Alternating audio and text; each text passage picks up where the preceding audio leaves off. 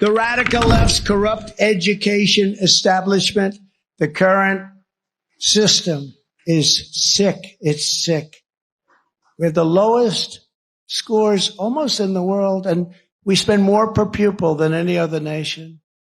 School prayer is banned, but drag shows are allowed to permeate the whole place. It's okay. You can't teach the Bible, but you can teach children that America is evil and that men are able to get pregnant. Whatever it takes, conservatives must liberate America's children from the captivity of these Marxist teachers' unions. That's what they are. Where do they come from?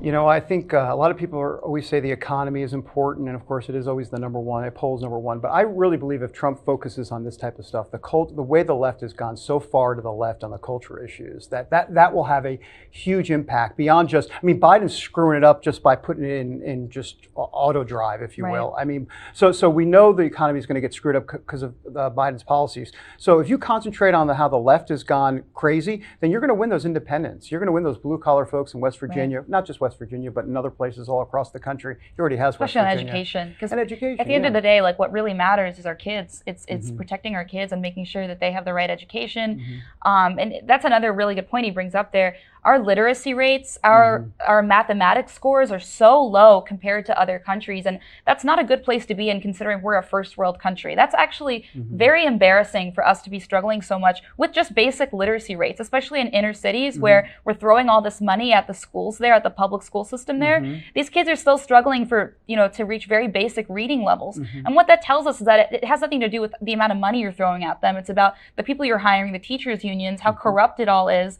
Of course, we need better school choice options for families. That's another issue, which we should definitely do a segment on the show. But see, that's the problem. Is the left just, their answer is always more money, but does it ever fix anything? No.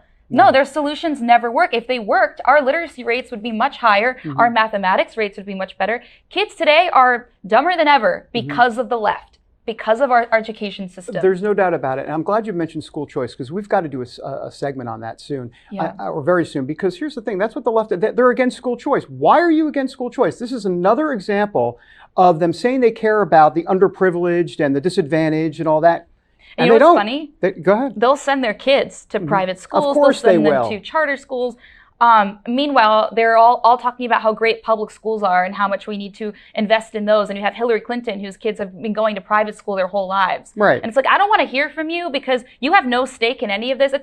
It's rules for thee, not for me type of like rhetoric, basically, that we're seeing from them. It's you don't get to talk about this if you've never actually experienced it. The public education system today is a disaster. Right. Unless you have a child who's actively experiencing it. Sorry, I don't want to hear from you on this issue. If your child's in private school, not that I have an issue with that, but these legislators, these politicians, they love to talk nonstop about it, and yet they're the last people who should. Well, the left is in bed with the school unions, and the school unions provide the money to their coffers, and that keeps them in power, and then power equals tyranny, and then we go to executive orders, we go to lockdowns, and here we are. And it's all one big funnel, if you will, and a moral funnel. All right.